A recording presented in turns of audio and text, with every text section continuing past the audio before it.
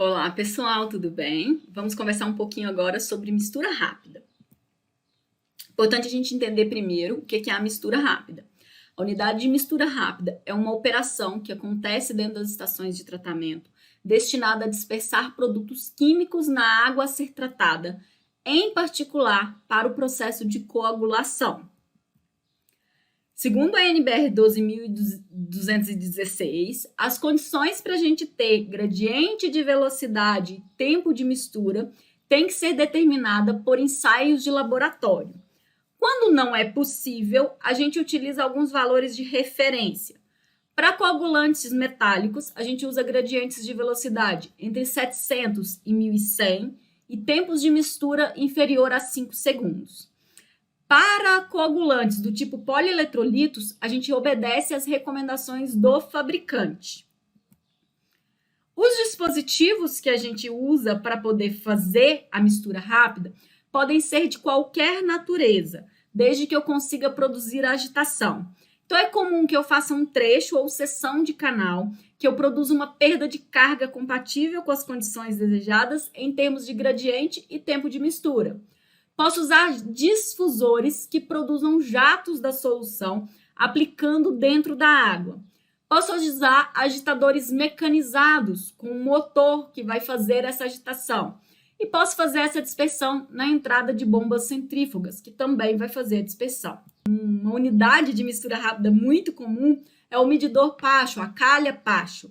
Nessa unidade, a gente faz a adição do coagulante logo após a garganta, que é onde a gente tem uma grande agitação e a gente permite essa adição do produto e plena mistura dele.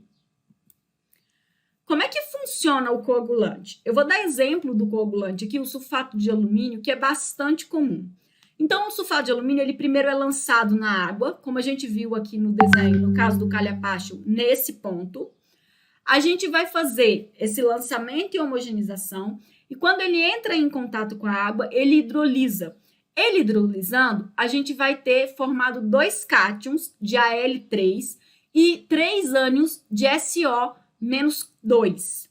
A gente tendo esses cátions e esses ânions, a gente vai ter o comportamento deles. Primeiro, a gente tem um comportamento de desestabilização por adsorção.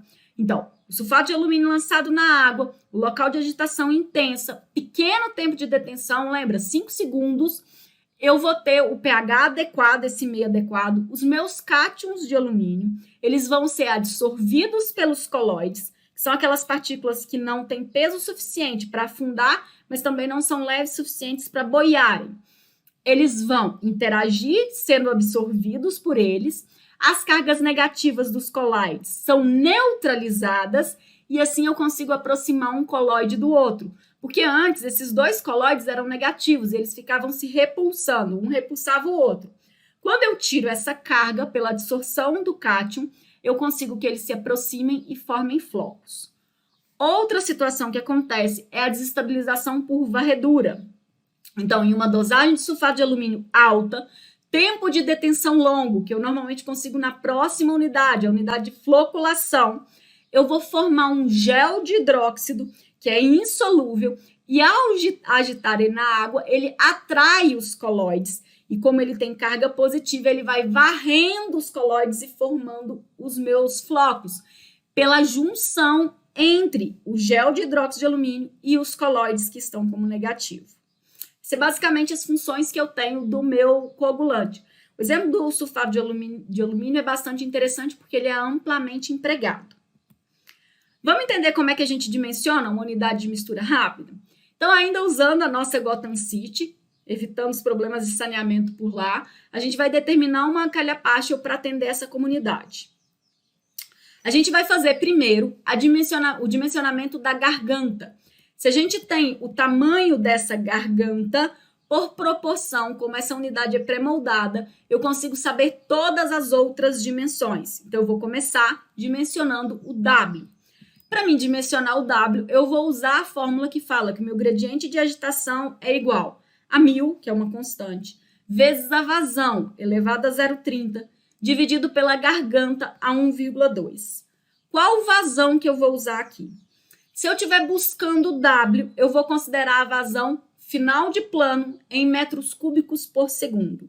Então, nesse primeiro exemplo, estou interessada no meu W. Substituo pela vazão, ela estava em litros, então eu dividi ela por 1000 e consigo encontrar o valor de W. Tendo encontrado o valor de W, eu vou na minha planilha que eu tenho do pré-moldado, que vai fabricar para a minha calha Paschel, e vou escolher a unidade imediatamente inferior à dimensionada. Então, eu dimensionei uma de 0,12 metros. Então, a imediatamente inferior é a de 76 milímetros. Vou adotar esse valor e agora eu vou conferir o meu gradiente de agitação. Só que para mim conferir o gradiente de agitação, eu preciso conferir no início de plano, que é quando vai acontecer uma situação de gradiente de agitação menor. Substituo na fórmula W, a vazão, e vou procurar o meu G. Então, a minha vazão aqui, início de plano, em metros cúbicos por segundo. O meu W, que eu peguei aqui da tabela, adotado, encontro um G. Quando eu encontro ele maior do que 1000, ok, eu consigo fazer a mistura. Cuidado com valores muito altos, porque é uma agitação muito intensa, eu posso ter problemas na minha unidade. Até 1500 seria tolerável, depende muito do coagulante que eu estou utilizando.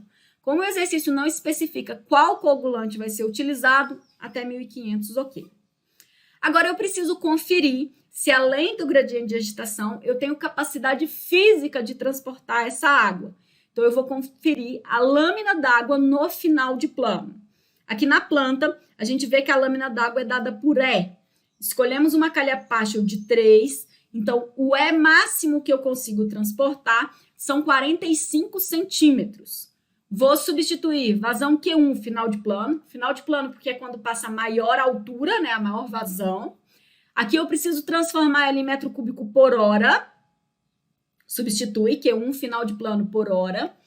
O K e o N, eu peguei aqui na minha tabela, ó, então K, 633,60, que tem um errinho de digitação, e o N aqui, ó, 1,547. Substituo os valores, acho um H de 0,31, portanto, ok, a altura de água é menor do que a altura que eu vou estar transportando, ok, essa calha Paschel está aprovada. Gratidão por vocês terem tirado um tempo para ouvir. Espero que a explicação tenha sido útil e tenha ajudado vocês a compreenderem o conteúdo melhor. Até breve!